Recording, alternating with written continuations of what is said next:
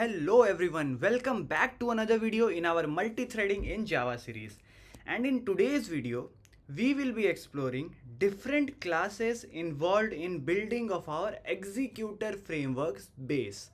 Right, so without wasting any time, let's dive into it. We have classes or interfaces that I would consider are the building blocks of our executor thread pool framework, correct? So these classes are the executor interface, the executor service interface, the abstract executor service class, which is an abstract class, the thread pool executor class, and at last the executors, which is a utility class. So first we will understand what all these classes contain, and then we will see why do we need these classes and why can't everything be clubbed into a single class, correct? So let's start with what all these classes contain. So the first is the executor interface. Now if you see, this is an interface containing just one method, which is the execute method, right?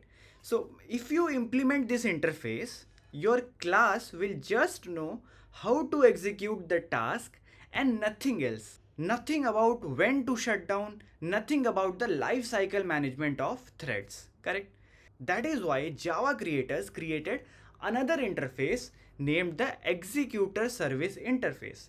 Now, Executor Service interface extends the executor interface.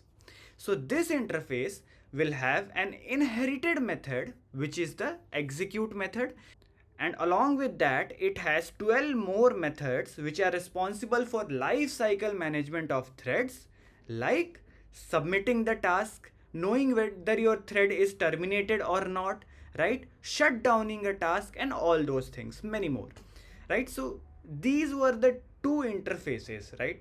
Now where is the implementation of all these methods?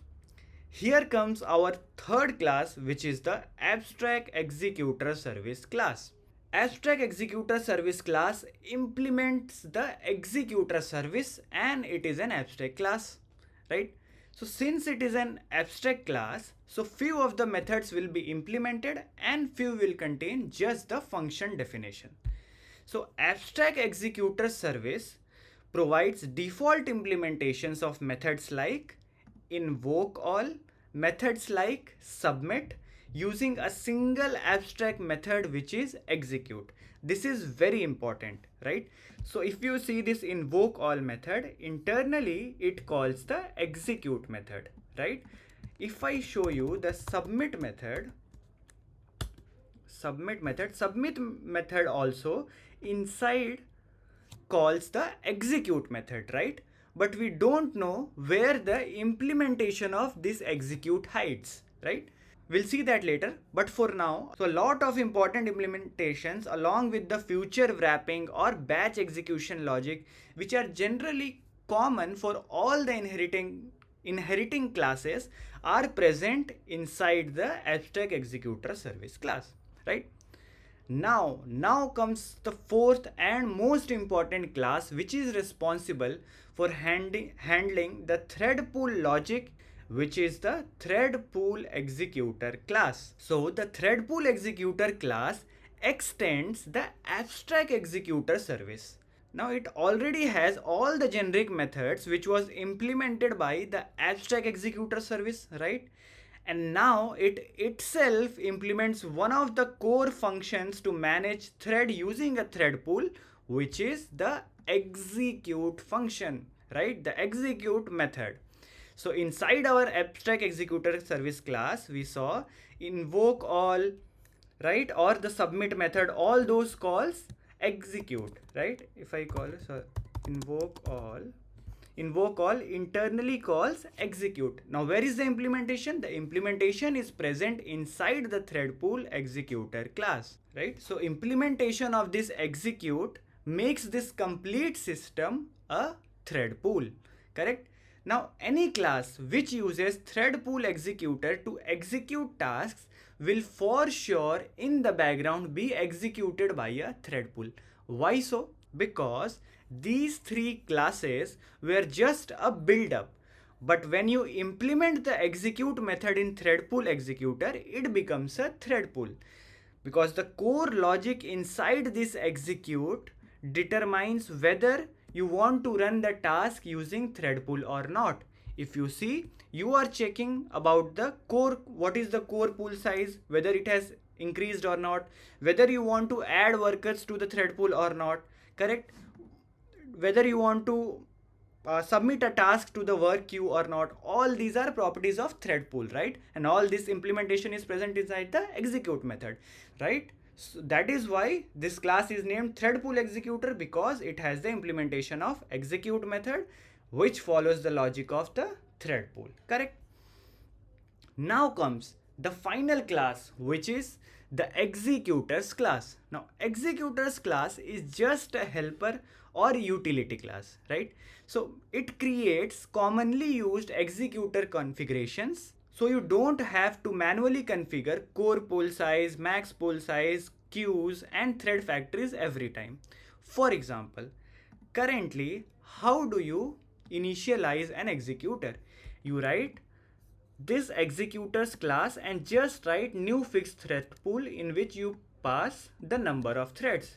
If this class hadn't been there, you would need to write this complete statement here itself, right? So you will have to write, instead of new fixed thread pool, you will have to write this, right? You will have to write your own, you will have to send your own core pool size, maximum pool size, keep alive time, the units, and what kind of queue are you going to use to store the task, right? So basically, the executors class makes our life easier for common use cases or predefined configurations for typical thread pools, correct? Okay, so we have discussed what all are there inside these classes, and you probably would have known why do we need these classes as well. But still, I will shortly discuss why do we need these separate classes, right? So the first question is, why do we need executor and executor service as a separate interface? Why not combine them into one? So think about it like this. When you think of executing a task, right, what is the simplest possible abstraction for executing a task? So no concept of shutdown, no return value, no handling of futures, just here's a task, please execute it somehow, right? So that is exactly what the executor interface has. It represents the bare minimum contract, just execute. It does not force you to deal with task results, shutdown or futures, just execute the task no matter how, right? So if you want a fire and forget executor, you don't need executor service, just implement the executor class, right? And write your own logic. Now the second reason for having these separate classes are extensibility and polymorphism. Because executor service extends executor, so you can pass executor service wherever an executor is expected, right? So if you have something like this, correct? And later you want to switch from a simple executor to a thread pool executor or a fork join pool executor or XYZ, you can just pass it on here. You don't need to change the interface or the code of this function. You just need to go to the caller and pass the executor service here, correct? Right? So if you have implemented your own executor, you can pass it here. If you want to execute, if you want to use executor service, you can pass it here. Everything will work, right? So this is the second reason why do we want to separate executor and executor service, correct? Now the third reason is compatibility with functional programming, right? So executor being minimal allows it to be represented as a functional interface, right? Because it has only one method, which is the execute method. So if it is a functional interface, that means you can use lambdas there, right? So simply you can have something like as simple as this. You don't need to write multiple lines code. You can just write something like this, right? Using lambda. This also works, correct? Now comes the second question. Why AbstractExecutorService class? Why not put all the logic of AbstractExecutorService inside the ThreadPoolExecutor itself, right? This is very, very important.